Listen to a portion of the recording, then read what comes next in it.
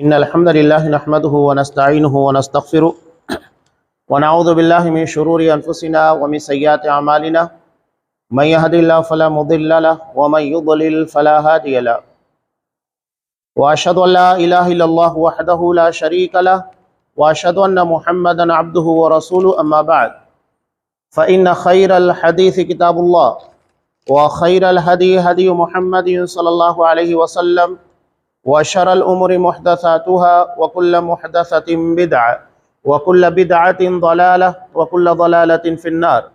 أعوذ بالله السميع العليم من الشيطان الرجيم. بسم الله الرحمن الرحيم.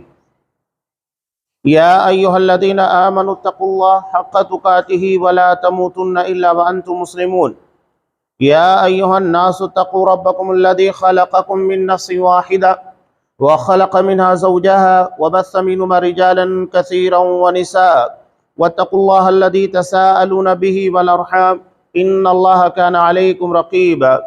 يا أيها الذين آمنوا اتقوا الله وقولوا قولا سديدا يصلح لكم أعمالكم ويغفر لكم ذنوبكم ومن يطع الله ورسوله فقد فاز فوزا عظيما. وقال إن الذين يؤذون الله ورسوله لعنهم الله في الدنيا والآخرة.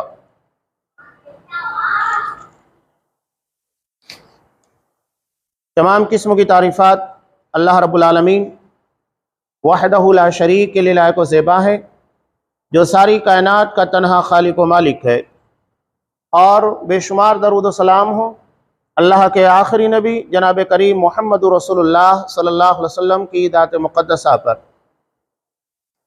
محترم سامعین،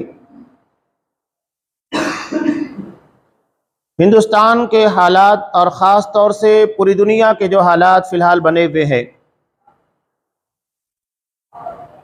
موضوع بحث نبی کریم صلی اللہ علیہ وسلم کی ذات گرامی اور آپ کی ذات مقدسہ کے پر اٹھائے جانے والے الزامات، اعتراضات،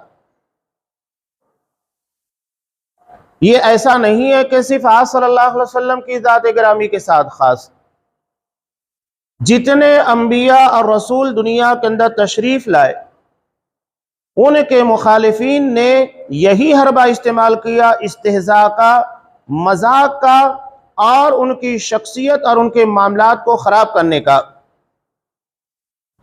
چاہے وہ حضرت نوح علیہ السلام ہو، چاہے وہ حضرت موسیٰ ہو، چاہے وہ حضرت عیسیٰ علیہ السلام، اور اس کے بعد آخری کڑی محمد رسول اللہ صلی اللہ علیہ وسلم۔ اس سے قبل انبیاء کے ساتھ کیا کچھ نہیں ہوا۔ حضرت نوح علیہ السلام جب اللہ کے حکم پر کشتی کو بنا رہے تھے تو لوگ آ کر مذاق اڑایا کرتے تھے کہ نوح کیا اس کشتی کو صحرا کے اندر چلاؤ گے؟ یہاں تو کوئی دریا نظر نہیں آتا، سمندر نظر نہیں آتا۔ لیکن حضرت نوح علیہ السلام ان کی مذاق اور ان کے استہزاء کے جانب توجہ نہیں دی، اپنے مشن، اپنے کام میں لگے رہے۔ اور آخر اللہ کا جب فیصلہ آیا اور اللہ نے عذاب کو نازل کیا تو ساری دنیا نے دیکھا کہ کس طرح ان کافروں کو ہمیشہ ہمیش کے لیے عبرت کا نشان بنا دیا گیا اور پوری دنیا کے لیے مذاق کا نشانہ بنا دیا گیا۔ ان کی مذاق تھوڑے وقت کے لیے تھی، لیکن یہ قیامت تک کے لیے، اور مرنے کے بعد جب قیامت آئے گی اس کے بعد ان لوگوں کی جو سزا ہوگی وہ انتہائی سخت ہوگی۔ حضرت موسیٰ علیہ السلام، انہوں کو خود ان کی قوم کے لوگوں نے کیسا کیسا مذاق کا نشانہ بنایا ان کی ذات سے متعلق، یہاں تک کہ قرآن مجید میں اللہ نے آیت کو نازل کیا، یا ایھا الذین آمنوا لا تکونوا کالذین آذوا موسیٰ، اے ایمان والو تم ان کی طرح نہ بن جانا جنہوں نے حضرت موسیٰ علیہ السلام کو تکلیف پہنچائی تھی۔ امام بخاری رحمۃ اللہ علیہ نے نقل کیا کہ حضرت موسیٰ علیہ السلام بہت شرمیلے تھے، باحیا تھے، ان کی قوم بڑی بدبخت اور بے شرم تھی۔ حضرت موسیٰ علیہ السلام شرم و حیا کی بنیاد کے پر تمام لوگوں سے ہٹ کر کنارے پردے میں نہایا کرتے تھے۔ اور یہ قوم کے لوگ بڑے بڑے حمام جو پرانے طرز کے بنائے جاتے ہیں سارے ایک دوسرے کے سامنے برہنہ ہو کر نہایا کرتے تھے۔ آج بھی ہم دیکھتے ہیں ساحل سمندر کے پر، بیچ کے پر وہی ننگا ناچ ہمیں نظر آتا ہے جو ان کے آباء و اجداد کے اندر پایا جاتا تھا۔ اب ان لوگوں نے دیکھا کہ جب حضرت موسیٰ علیہ السلام ہمارے درمیان ہم لوگوں کی طرح بے حیائی کا مظاہرہ نہیں کر رہے ہیں، ان کی شرمگاہ کے پر انتہائی سنگین الزام لگا دیا۔ اللہ تبارک و تعالیٰ نے اس الزام سے بچنے کے لیے کہ ان کی ذات کے پر اس طرح کا الزام لگایا جائے، جب وہ تنہائی میں پردے کی آڑ میں نہا رہے تھے اور اپنا کپڑا پتھر کے پر رکھا ہوا تھا، اللہ کے حکم سے وہ پتھر جو اپنی خود بخود حرکت نہیں کر سکتا، 1 انچ ہل نہیں سکتا، ان کے کپڑے کو لے کر بھاگنا شروع کر دیا۔ حضرت موسیٰ علیہ السلام برہنہ اس کے پیچھے بھاگ رہے ہیں اور کہہ رہے ہیں یا حجر صوبی یا حجر صوبی، اے پتھر میرا کپڑا دے، میرا کپڑا دے۔ یہاں تک کہ وہ پتھر سارے لوگوں کے درمیان مجمع میں آ کر رک گیا۔ سب لوگوں نے دیکھا کہ حضرت موسیٰ علیہ السلام بے عیب ہے، ہم ان کے پر جو الزام اور بہتان لگا رہے تھے وہ ان کے اندر نہیں پایا جاتا۔ انہوں نے اپنا کپڑا لیا اور پہن لیا۔ اسی ضمن میں یہ آیت نازل ہوئی۔ حضرت عیسیٰ علیہ السلام کے پر کتنا سنگین الزام، ان کی ماں حضرت مریم علیہ السلام، حضرت عیسیٰ علیہ السلام کی پیدائش معجزانہ تھی، یعنی وہ اللہ کے حکم اور اس کے کلمے کی بنیاد کے پر پیدا ہوئے بغیر باپ کے۔ اب یہودیوں نے حضرت عیسیٰ علیہ السلام اور حضرت مریم علیہ السلام پر الزام لگا دیا کہ نعوذ باللہ حضرت مریم نے یوسف نجار نامی شخص کے ساتھ زناکاری اور بدکاری کی، اس کی بنیاد کے پر حضرت عیسیٰ علیہ السلام پیدا ہوئے، حالانکہ اللہ نے حضرت عیسیٰ علیہ السلام کو ماں کی گود میں بات کرنے کی صلاحیت عطا کی، ورنہ جب ایک بچہ ایک لفظ صحیح طور پر نہیں بول سکتا، حضرت عیسیٰ علیہ السلام نے اپنی ماں کی طرف سے جواب دیا، دفاع کیا، کہا کہ انی عبداللہ آتانی الکتاب وجعلنی نبیہ، کہ میں اللہ کا بندہ ہوں، اللہ مجھے رسول بنائے گا، اللہ مجھے کتاب عطا کرے گا، اللہ مجھے نبی بنائے گا۔ جب لوگوں نے دیکھا کہ ایک بچہ اتنی بہترین طریقے سے باتیں کر رہا ہے تو لوگ سمجھ گئے کہ یہ اللہ کی طرف سے ایک معجزہ ہے، لیکن اس کے برخلاف یہودیوں کی ایک بہت بڑی جماعت، بلکہ پوری یہود قوم کو کہیے، ان لوگوں نے آج تک اس بات کو تسلیم نہیں کیا، وہ آج بھی حضرت عیسیٰ علیہ السلام کے پر اس طرح کا الزام لگاتے ہیں اور حضرت مریم کو نعوذ باللہ زانیہ اور بدکار کہتے ہیں۔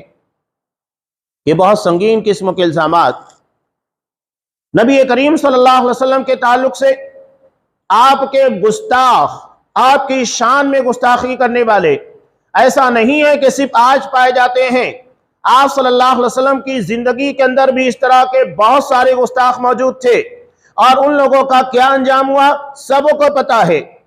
آپ صلی اللہ علیہ وسلم کے خلاف سب سے پہلے آواز اٹھانے والا خود نبی کا چچا ابو لہب تھا، جس کا نام عبد العزیٰ تھا اور لقب ابو لہب۔ لہب آگ کے شرارے کو کہا جاتا ہے جو لبر اٹھتی ہے، یہ انتہائی گورا چٹا تھا، اس کی وجہ سے اس کو ابو لہب کہا جانے لگا، یعنی شراروں والا، بہت گورا چٹا تھا۔ آپ صلی اللہ علیہ وسلم نے جب لوگوں کے سامنے اپنی دعوت کو پیش کیا کوہ صفا کے پر چڑھ کر، یہ پہلی اعلانیہ دعوت تھی۔ آپ صلی اللہ علیہ وسلم نے سب سے پہلے اپنی ذات سے متعلق کہا کہ بتاؤ، اگر میں یہ کہوں کہ اس پہاڑی کے پیچھے ایک لشکر ہے جو تم پر حملہ کرنا چاہتا ہے تو کیا تم میری بات مانو گے؟ سارے لوگوں نے ایک زبان ہو کر کہا ما جربنا علیک الکذب قط، ہم نے آپ کو کبھی جھوٹ بولتا ہوا نہیں پایا، تجربہ کر کے بھی آپ کو جھوٹ بولتے ہوئے نہیں سنا ہم نے، کیسے یقین نہ کرے؟ کوہ صفا ایک ایسی پہاڑی تھی کہ اس کے پر کھڑا ہو کر اگر کوئی شخص خبر دیتا کوئی اعلان کرتا تو سارے لوگ اسے اہمیت دیا کرتے تھے، وہ چینل بہت معنی خیز تھا۔ اگر کوئی شخص وہاں نہیں جا پاتا تو اپنے کسی آدمی کو بھیجتا کہ تو جا اور وہاں جو خبر ملنے والی ہے اسے سن کر آ۔ اتنی اہمیت تھی اس چینل کو۔ آپ صلی اللہ علیہ وسلم نے اسی چینل کا انتخاب کیا جہاں سے اپنی بات کو زیادہ لوگوں تک آسانی کے ساتھ پہنچا سکے۔ اسی بنیاد کے پر ہم کہتے ہیں کہ دعوت و تبلیغ کے لیے ہر ایسے چینل کو استعمال کرنا چاہیے جہاں زیادہ سے زیادہ ہماری بات کے سننے والے اور دور تک ہماری آواز پہنچنے والی ہو۔ اور آپ صلی اللہ علیہ وسلم کوہ صفا کے پر تھے۔ آپ پیچھے کی جانب بھی اچھے طریقے سے دیکھ سکتے تھے اور آگے بھی دیکھ رہے تھے، لیکن ادھر کے لوگ جو تھے ادھر نہیں دیکھ سکتے تھے اور ادھر کے لوگ اس سائیڈ نہیں دیکھ سکتے تھے۔ کہنے کا مطلب یہ تھا کہ آپ صلی اللہ علیہ وسلم جو ظاہری اور دنیاوی زندگی ہے اس کے پر بھی آپ کی نظر ہے، اور مرنے کے بعد جسے آخرت سے تعبیر کیا جاتا ہے اس کے پر بھی آپ کی نظر تھی، جو اللہ نے آپ کو علم عطا کیا تھا جتنا۔ لوگوں نے کہا کہ ہم آپ کے پر یقین کریں گے، چنانچہ آپ صلی اللہ علیہ وسلم نے کہا، کلمے کو پیش کیا۔ سب سے پہلے توحید، یہ بنیاد ہے۔ جب تک اس بات کو لوگ نہیں مانتے ہماری بات آگے نہیں بڑھ سکتی۔ حضرت نوح علیہ السلام نے 950 سال تک توحید کے پر محنت کی تھی، کوئی اور حکم نہیں بتایا۔ مکہ کی زندگی 13 سالہ دور ہے، آپ صلی اللہ علیہ وسلم اسی پر محنت کرتے رہے۔ پھر اخیر وقتوں کے اندر نماز فرض ہوئی معراج کے موقع کے پر۔ اس سے پتہ چلتا ہے کہ عقیدے کی اہمیت کتنی زیادہ ہے۔ ہم اسے اہمیت نہیں دیتے جبکہ یہ شریعت اور اللہ کی نگاہ میں سب سے اہم چیز ہے۔ چنانچہ نبی نے سب سے پہلے اسی بات کو پیش کیا، قولوا لا الہ الا اللہ تفلحوا تملک العرب والعجم۔ لا الہ الا اللہ کا اقرار کرو، نتیجہ یہ ہوگا اللہ تمہاری دنیا کو کامیاب بنائے گا، تمہاری آخرت بھی کامیاب ہوگی، کہیں پر ناکام نہیں ہونے والے۔ یعنی کامیابی صرف عقیدہ توحید کی بنیاد کے پر ملے گی، اس کے بغیر کامیابی نہیں مل سکتی۔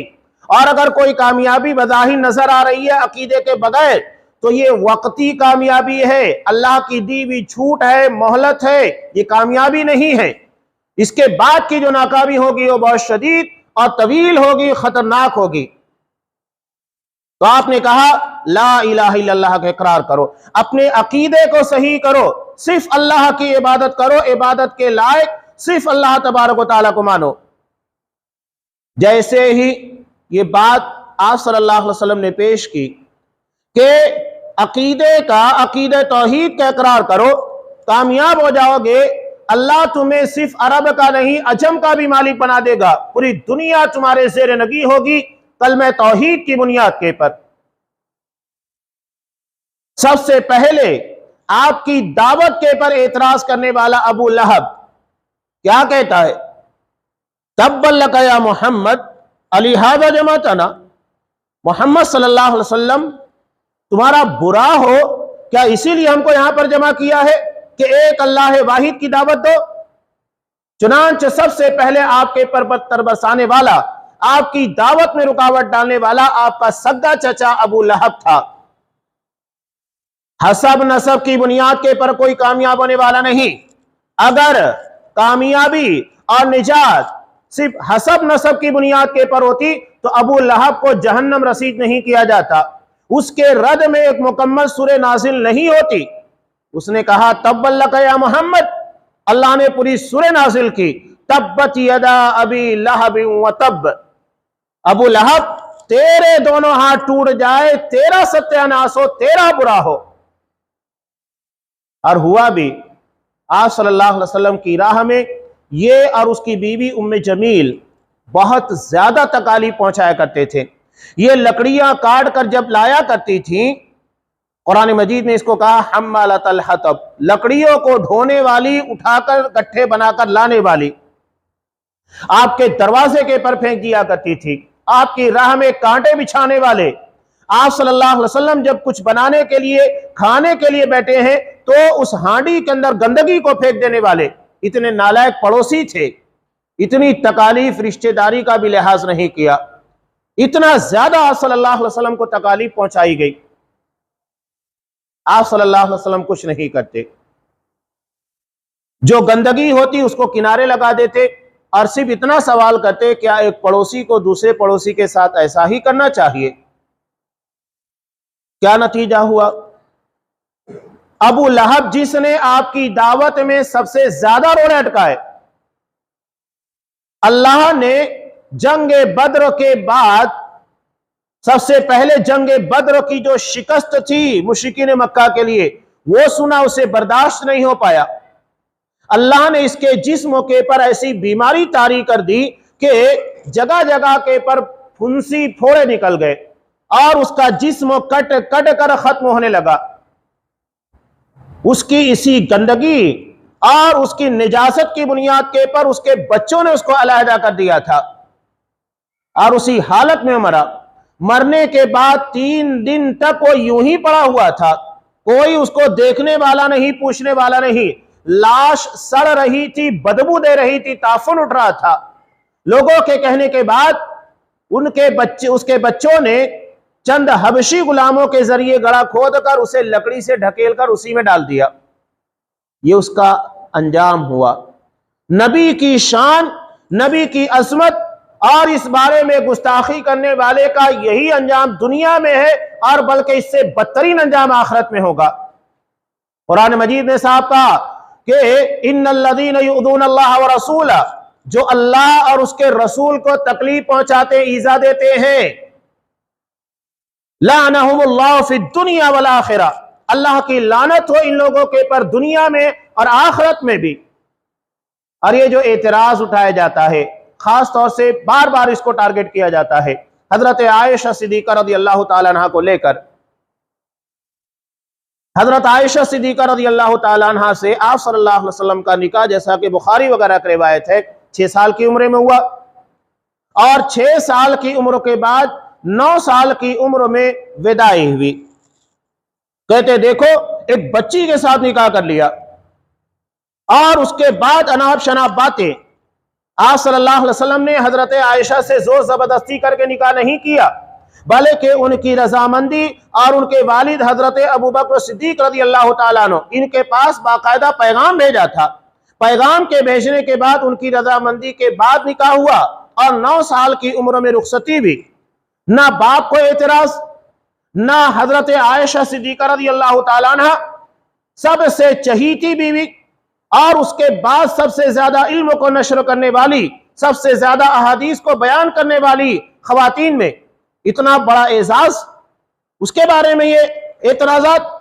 آپ کو حیرت ہوگی کہ مشرکین مکہ، یہود کی بات کہیے یا آپ کے جتنے مخالفین تھے، انہوں نے بہت سارے طریقے اپنائے، آپ کے پر جھوٹے الزامات بھی لگائے، لیکن کسی نے آپ صلی اللہ علیہ وسلم کے تعلق سے یہ کبھی نہیں کہا کہ آپ نے ایک بچی سے نکاح کر لیا، 6 سال کی عمر تھی اور اس کے بعد 9 سال کے اندر وداعی رخصتی بھی. کبھی آپ نے ابو لہب کو، ابو جہل کو، کسی کو اعتراض کرتے ہوئے سنا یا کسی یہودی کو؟ نہیں. اس لیے کہ یہ اس وقت کا ماحول تھا کہ وہ بچیوں سے نکاح کرتے تھے، یہ کوئی قابل اعتراض بات نہیں تھی. اور اس وقت عرب کے علاقے کے اعتبار سے بچیاں 9 سال کی عمر میں بالغ ہو جایا کرتی تھی.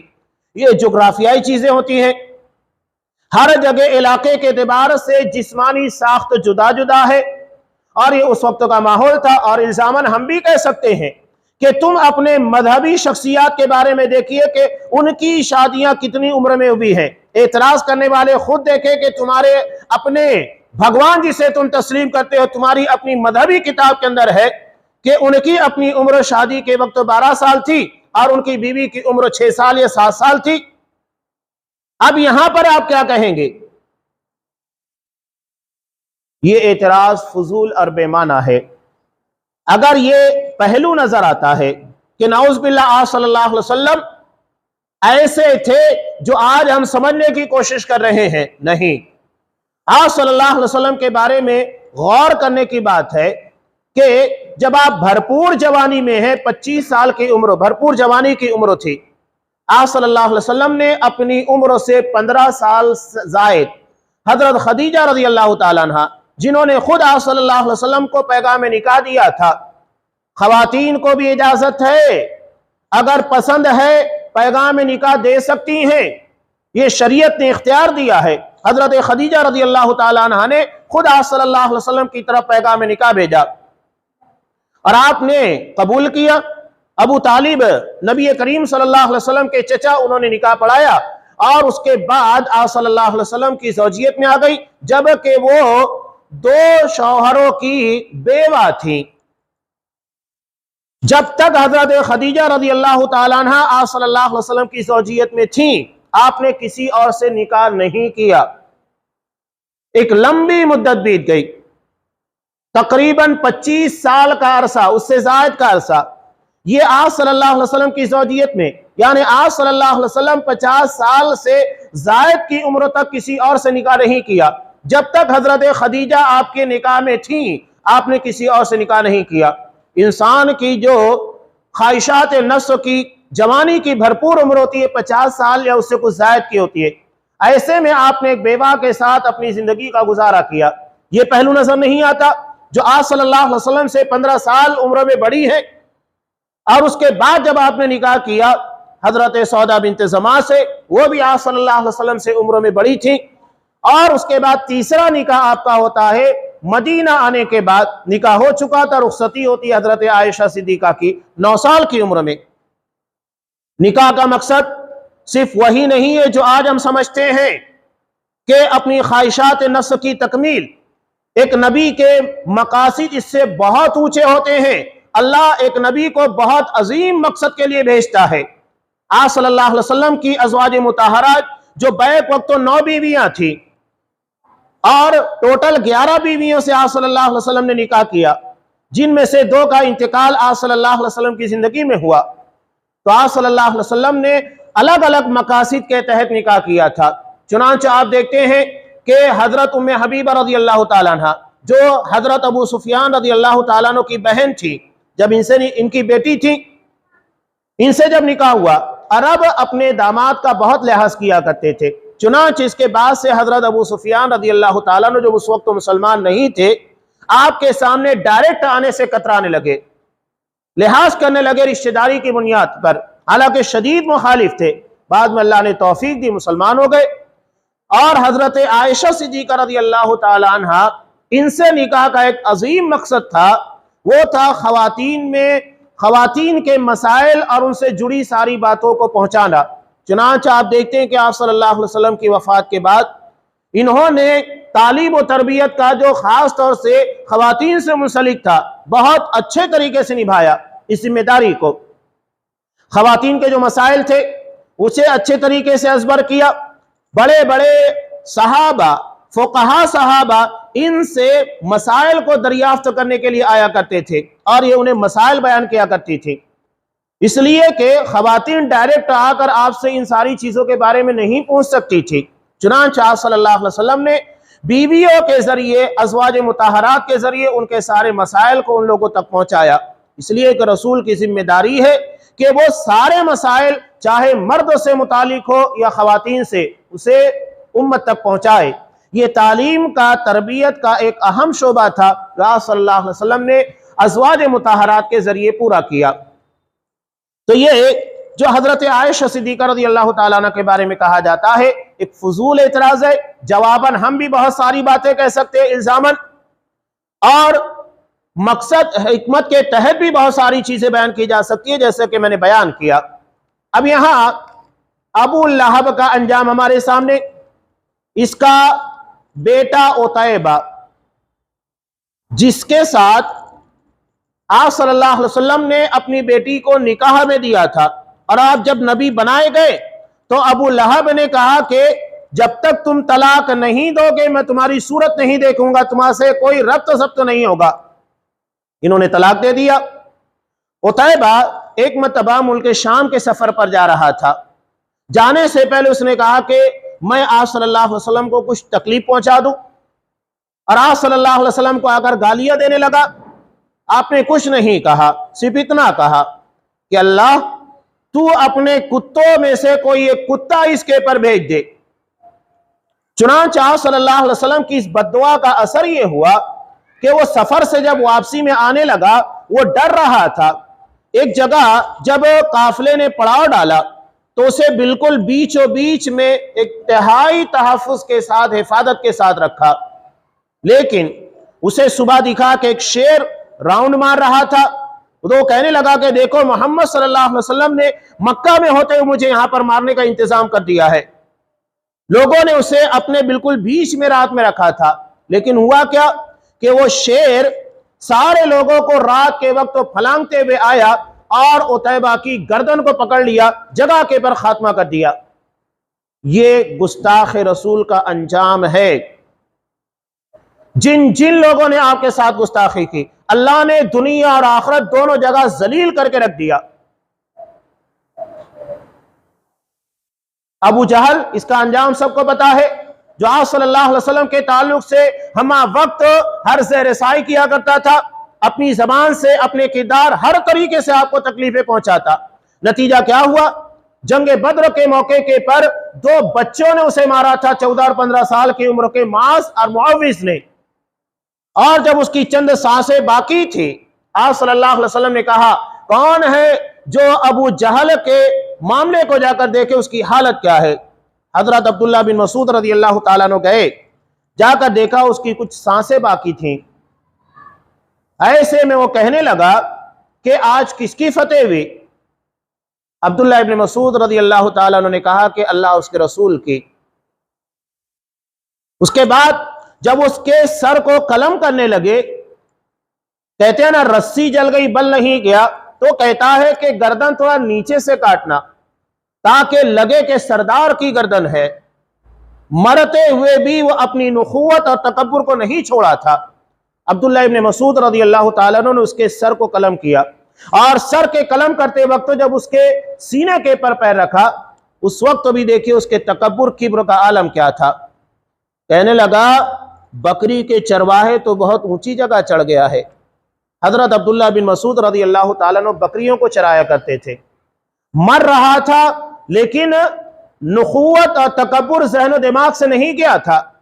حضرت عبداللہ بن مسعود نے سر کو قلم کیا اور لے جا کر نبی کی خدمت پہ پیش کیا۔ آپ صلی اللہ علیہ وسلم نے کہا فرعون ہذہ الامہ، یہ میری امت کا فرعون ہے۔ جتنے قریش مکہ کے سرداران تھے جنہوں نے آپ صلی اللہ علیہ وسلم کو تکلیفیں پہنچائی، سب کو قلیب بدر کے اندر ذلیل کر کے، رسوا کر کے، گھسیٹ کر پھینک دیا گیا تھا۔ یہ دنیا کی رسوائی تھی۔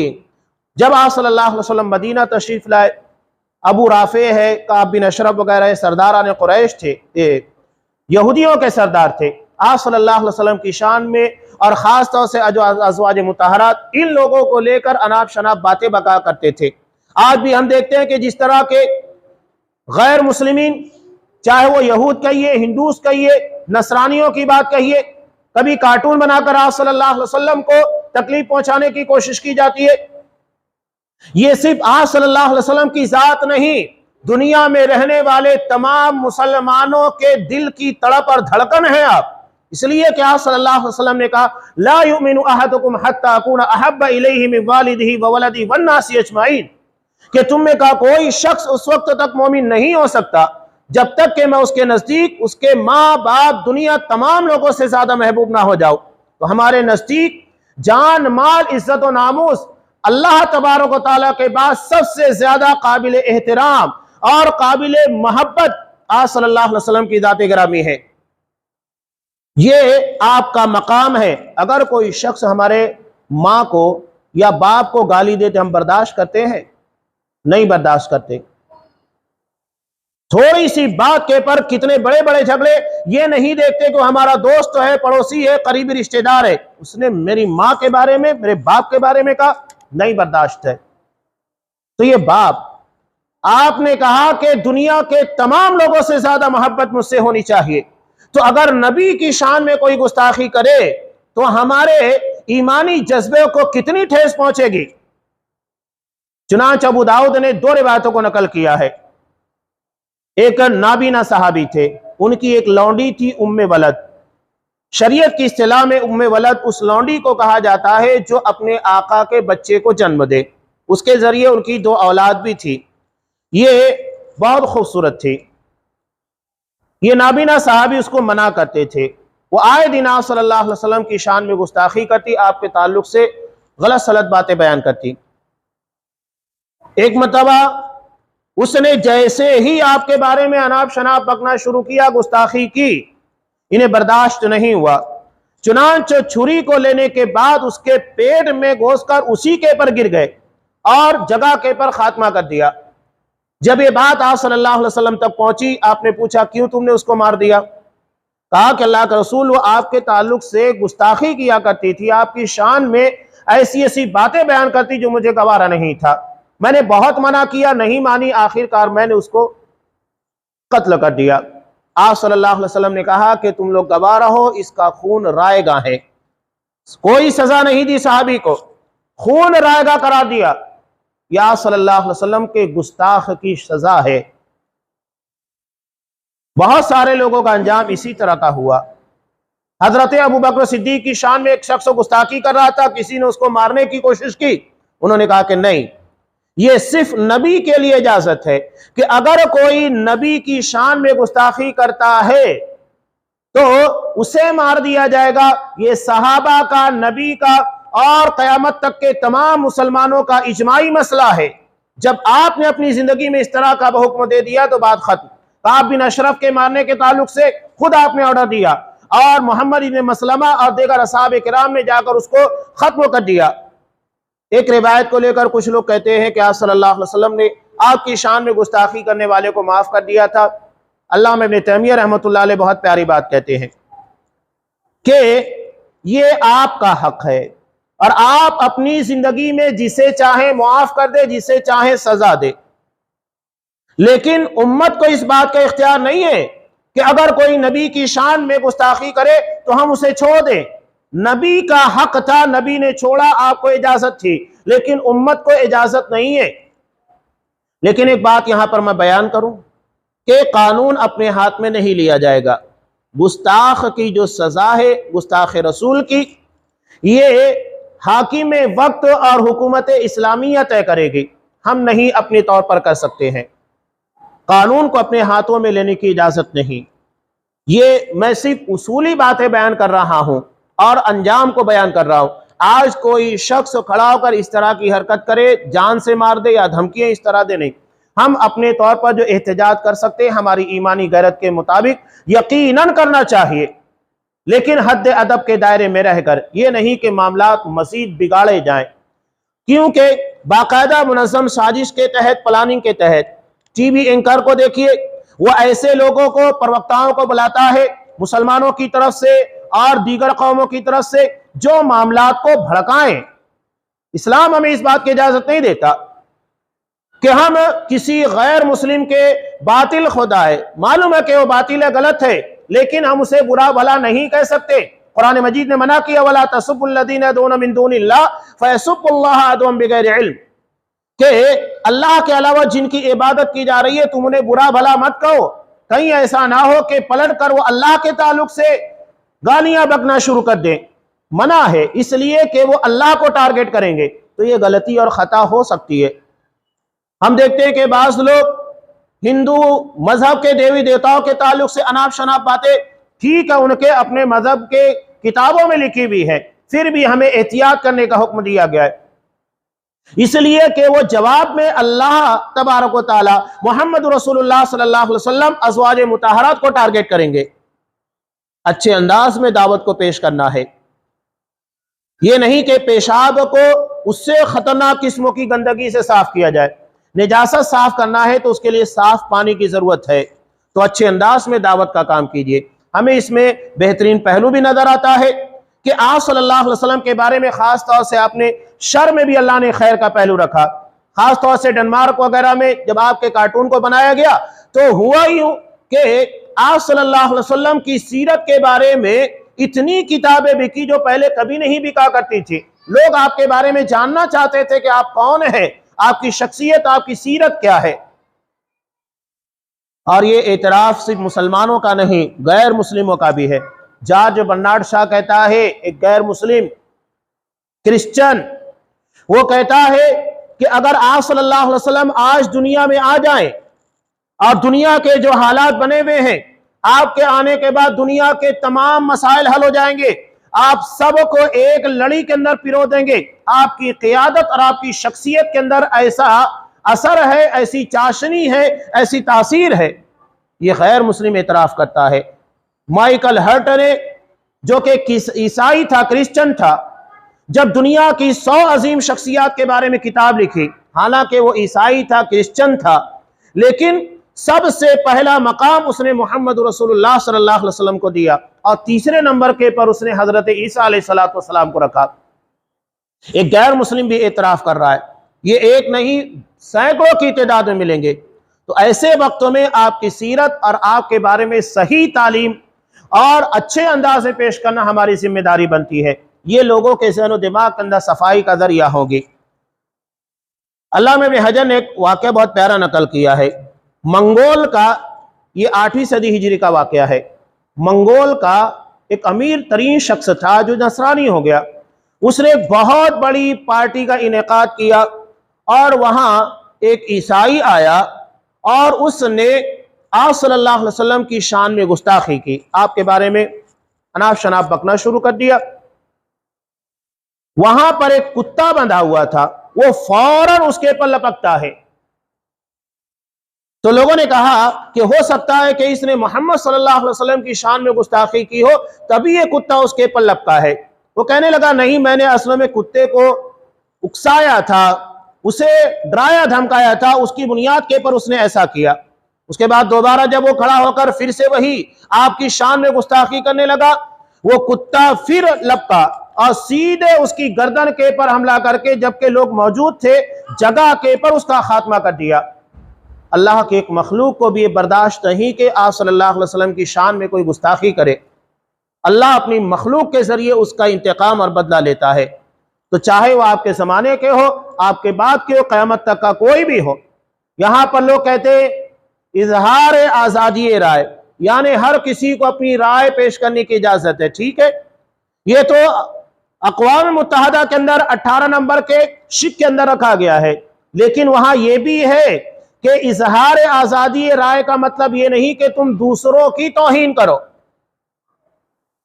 اگر محمد صلی اللہ علیہ وسلم کی شان میں گستاخی کی جاتی ہے تو یہ صرف آپ نہیں، دنیا کے 2 ارب سے زائد مسلمانوں کے دل کو ٹھیس پہنچتی ہے، تکلیف پہنچتی ہے۔ اس بات کی اجازت تمہیں کون دیتا ہے؟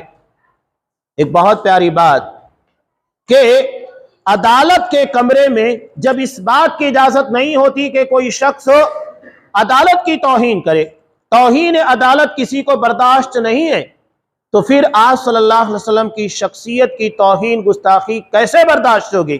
کوئی مسلمان برداشت نہیں کر سکتا۔ چنانچہ یہ متفقہ فیصلہ ہے، اجماع امت ہے کہ آپ کی شان میں گستاخی کرنے والا یہ صرف اسی جرم کا، اسی بات کا مستحق ہے، اسی سزا کا مستحق ہے کہ اس کے گردن کو اس کے تن پر سلامت نہ رکھا جائے، مار دیا جائے۔ لیکن میں نے جیسا کہ پہلے کہا، یہ حکومت کی باتیں ہیں، قانون کی باتیں ہیں، اور یہ حکومت نافذ کرے گی، کسی کو ذاتی طور پر ان چیزوں کے بارے میں ایکشن لینے کی ضرورت نہیں۔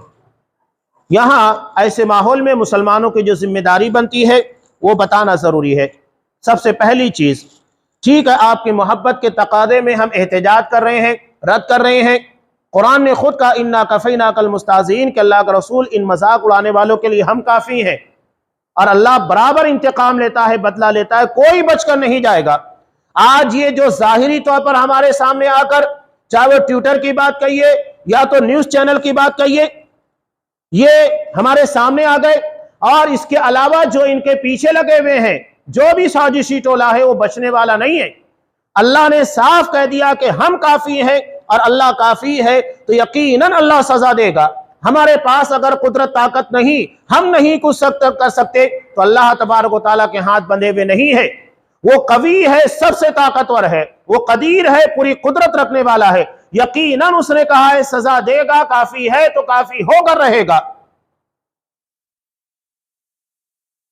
لیکن ہماری ذمہ داری بنتی ہے آپ صلی اللہ علیہ وسلم کی سیرت کو خود بھی اپنائیں، دوسروں تک پہنچانے کی کوشش کریں۔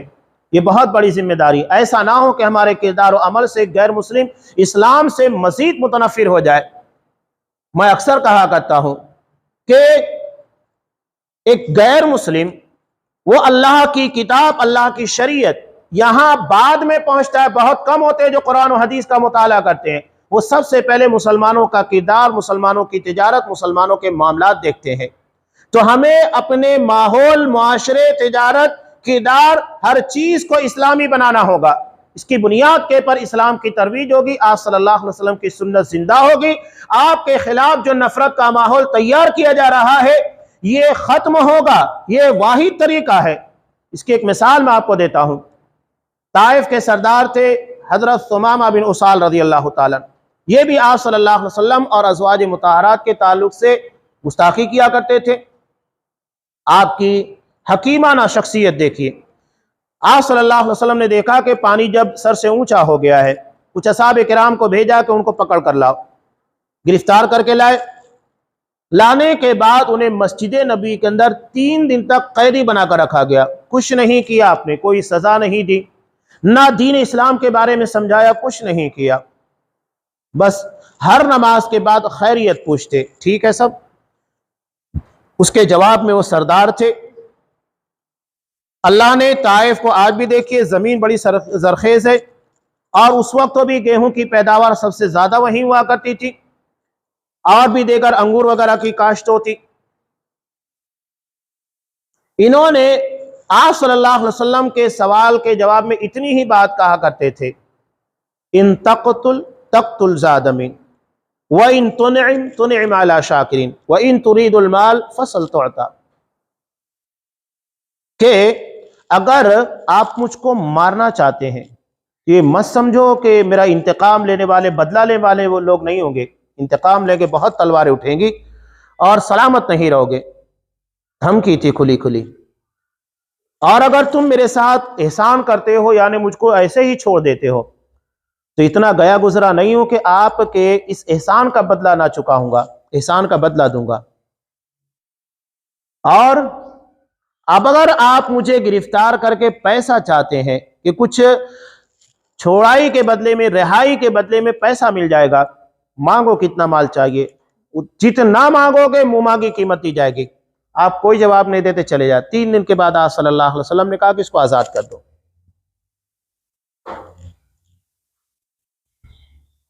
آزاد کیا۔ آزاد کرنے کے بعد ایک شخص جسے قیدی بنا کر دوسرے شہر میں رکھا گیا، وہ کیا کرتا ہے؟ وہ تو فوری طور پر اپنے شہر کا، اپنی بستی کا راستہ لے گا نہیں، وہ گئے، غسل کیا، غسل کرنے کے بعد آپ کی خدمت میں آئے، کلمہ پڑھا، کہا کہ آج سے پہلے میری نظر میں سب سے برا چہرہ اگر کسی کا تھا تو وہ آپ کا تھا، لیکن اب میری نگاہوں میں سب سے پسندیدہ، محبوب ترین چہرہ اگر کسی کا ہے تو وہ آپ کا ہے۔ آپ صلی اللہ علیہ وسلم نے صرف نگاہ کے پر جو پٹی پڑی ہوئی تھی اسے ہٹا دیا، اس لیے کہ مسلمانوں کے تعلق سے انہیں غلط خبریں پہنچائی گئی تھی۔ آج جیسا کہ میڈیا کرتا ہے، لوگوں کو بیٹھا کر ایسی ایسی باتیں بیان کرے گا اور ایسے ایسے ڈیبیٹس کرائے جائیں گے ہندو مسلم کے، تاکہ ہمارے درمیان کی محبتیں ختم ہو جائے، نفرت پیدا ہو۔ یہ منظم پلاننگ کے تحت کیا جا رہا ہے، تاکہ برسوں کی محنت جو مسلمانوں کے خلاف ذہن و دماغ کے اندر زہر بھر دیا گیا ہے، اس کا نتیجہ ہے کہ موب لنچنگ ہوتی ہے، ایک مسلمان کو مار دیا جاتا ہے، کسی کو کوئی تکلیف نہیں ہوتی۔ لوگ سرے راہ ایک مسلمان کے پر حملہ کر دیتے ہیں، کچھ نہیں ہوتا۔ کوئی ڈائریکٹ مسلمانوں کے پر فائرنگ کر دے، ان کے مکانات کے پر بلڈوزر چلا دیے جائے، کسی کے ماتھے کے پر شکن نہیں آتی۔ کیوں؟ اس لیے کہ اتنا زہر بھرا جا رہا ہے کہ لوگ ان چیزوں کو دیکھنے کے بعد پرسکون ہو جاتے ہیں کہ ہاں ان کو ایسی ہی سزا دی جانی چاہیے۔ ایسا زہر دماغ کے اندر بھرا جا رہا ہے۔ اس زہر کو نکالنے کے لیے ہمیں ایسے ماحول کو کریٹ کرنا ہوگا جو حقیقت میں اسلام کی صحیح تصویر ہوتا ہے، اور آپ نے وہی کام کیا تھا کہ ثمامہ کے سامنے اسلام اور مسلمانوں کی جو شبیہ تھی وہ انتہائی غلط پیش کی گئی تھی، آپ نے صحیح تصویر ان کے سامنے رکھی۔ نتیجہ کیا ہوا؟ جگہ پر مسلمان ہو گئے۔ ایسے وہ نفرت پھیلائے، ان کا کام شروع سے وہی ہے۔ مشرکین مکہ بھی آپ صلی اللہ علیہ وسلم کے تعلق سے صرف نفرت پھیلایا کرتے تھے، لیکن آپ صلی اللہ علیہ وسلم نے ہمیشہ محبت کا پیغام دیا، اور اس کا نتیجہ آج سامنے ہے کہ اربوں کی تعداد میں آپ کے چاہنے والے، آپ پر ایمان رکھنے والے، آپ کے طریقے کے مطابق زندگی کے گزارنے کی چاہت رکھنے والے لوگ موجود ہیں۔ تو ہماری ذمہ داری یہ بنتی ہے کہ صحیح تصویر لوگوں کے سامنے کردار و عمل کی بنیاد پر پیش کرنے کی کوشش کریں، اور اللہ یقیناً کافی ہے۔ ایسے گستاخوں کا انجام نہ پہلے کبھی اچھا ہوا ہے، نہ ابھی، نہ بعد میں کبھی اچھا نہیں ہو سکتا۔ یقیناً اللہ کافی ہے، وہ یقیناً سزا دینے والا ہے۔ اور ہمارے دل میں آپ کے تعلق سے جو محبت ہے، اس بنیاد کے پر اگر کوئی کچھ بھی کہے آپ کے تعلق سے، یقیناً تکلیف ہوگی۔ اگر تکلیف نہیں ہوتی ہے تو پھر ہمارے دل میں ایمان زندہ نہیں ہے۔ اس لیے کہ آپ نے کہا کہ دنیا کی تمام چیزوں سے بڑھ کر مجھ سے محبت ہونی چاہیے۔ اللہ تبارک و تعالی ہمیں آپ کی محبت کے ساتھ آپ کی اطاعت فرما برداری کی توفیق دے۔ جو گستاخ ہیں اللہ، ہم اگر نہیں کچھ کر سکتے، پروردگار تو قادر ہے، تو ان کو ان کے انجام تک پہنچا، اور تیرا وعدہ ہے کہ تو مذاق اڑانے والوں کے لیے کافی ہے۔ اللہ تو کافی ہو جا، ان لوگوں کو نشان عبرت بنا دے، تاکہ دنیا دیکھے کہ نبی کی شان میں گستاخی کرنے والوں کا انجام دنیا میں کیا ہوتا ہے۔ اللہ ہمیں اس بات کی توفیق دے کہ ہم تیرے نبی کے پر ایمان، محبت اور اطاعت کے ساتھ نبی کی ذات کا صحیح طور پر دفاع کر سکے۔ آپ کی شخصیت، آپ کی ذات گرامی کے پر اگر کوئی انگشت نمائی یا اعتراض کرے، اس کا صحیح طور پر جواب دے سکے۔ پروردگار مسلمانوں کے خلاف جو سازشی انداز میں نفرت کا ماحول ہمارے اپنے ملکوں میں یا جہاں کہیں کریٹ کیا جا رہا ہے، تو ان ساری سازشوں کو بے نقاب کر دے، اس کی جگہ کے پر اسلام کی صحیح تصویر، مسلمانوں کا صحیح طرز عمل ان کے سامنے لا۔ جو نفرتیں ہیں انہیں محبت کے اندر تبدیل کر دے، سازشوں کو بے نقاب کر دے، اور ان کی ساری منصوبہ بندی اور پلاننگوں کو پروردگار تو اپنی طاقت اور اپنے بلبوتے اور اپنے علم کی بنیاد کے پر بے حیثیت اور بے معنی کر دے۔ پروردگار تو ہی ان ساری چیزوں پر قدرت رکھنے والا ہے۔ پروردگار ہمارے اندر جو کوتاہیاں ہیں، ان کوتاہیوں کو دور کرنے کی توفیق دے، ہمارے دلوں میں آپ کی محبت اور اطاعت کو بھر دے، اور اس کی بنیاد کے پر ہماری دنیا اور آخرت دونوں کو کامیاب بنا۔ ہمیں فتنوں سے محفوظ رکھ، سازشوں سے محفوظ رکھ۔ آج ہمارے خلاف منظم پلاننگیں کی جا رہی ہے، پروردگار ان ساری سازشوں سے حفاظت کرنے والا تو ہی ہے۔ پروردگار تو ہماری حفاظت فرما، جان، مال، عزت و ناموس، ہر چیز کی حفاظت فرما، جب تک ہمیں دنیا میں رکھ، اسلام کے پر اور ہمارا خاتمہ ایمان کے پر فرما، آمین۔ بارک اللہ لنا ولکم فی القرآن العظیم ونفعنی وإیاکم بالآیات والذکر الحکیم، انہ تعالی جواد کریم ملک برؤوف رحیم۔